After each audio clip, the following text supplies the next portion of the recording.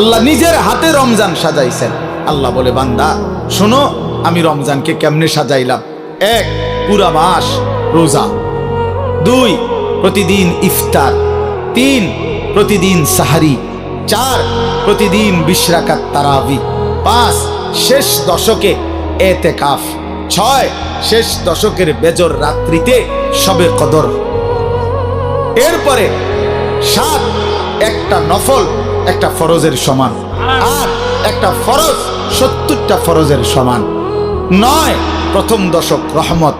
10, মাঝখানের দশক মাগফিরাত। 11, শেষ দশক জাহান্নাম থেকে মুক্তি।